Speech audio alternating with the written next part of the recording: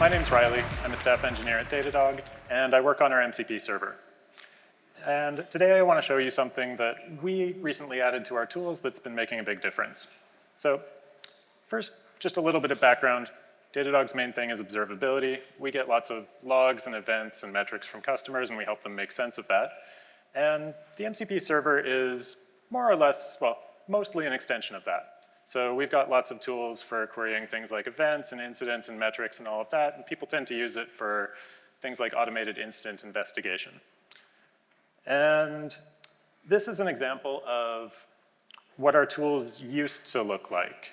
They tended to, sort of help agents read data from us. They might accept a filter in our query syntax and maybe a time range as well. And then ultimately they would just return raw data that matched all of that criteria. And we went through a lot of iterations on this, started with some super basic API wrappers, eventually made them a lot better, but eventually we hit a wall. Customers were telling us that, hey, I've got a lot of data to deal with, and I asked an agent with your MCP server to summarize it, and it just failed. It couldn't fit enough information in the context window. So, big problem for us. Here's how we solved it. I've got two instances of Claude Code up. I'm gonna make that a little bigger. Cool. The one on the left has access to our old tools. The one on the right, it has access to our new tools which accept SQL, like SQL, the database query language. And I'm gonna get them both to check on how many errors my services are logging. We can see that the one on the right, it already wrote some SQL. It wrote like a pretty simple select, count, group by, and boom, it got back some really precise numbers pretty quickly.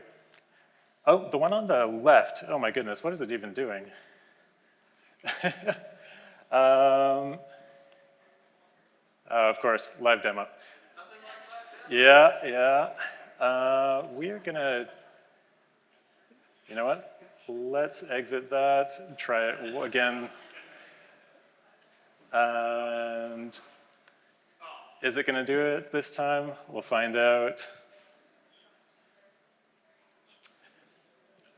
Tomfoolering, of course. Okay, there we go, it's doing it. And it's basically just getting a ton of logs, like trying to get as many as it can, probably like 10,000 tokens worth or something like that. And if history is any example, it's gonna basically just make a guess based on what it saw in that sample of logs. So yeah, boom, like it came up with something really inaccurate, and then it's going back to get more logs. The SQL tool does a lot better.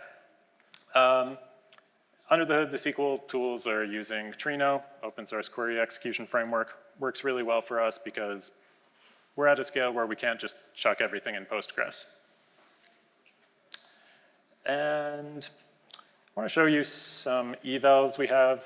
We run a lot of evals on our MCP server, of course. We want to check that agents can actually do incident investigation well with access to our tools.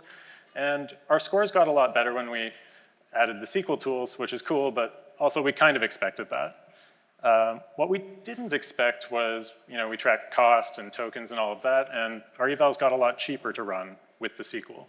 So when we dug into that, it's because the agents were getting to the right answer in way fewer tokens. They were suddenly able to just select the columns they want or limit to a couple rows or do really efficient counts.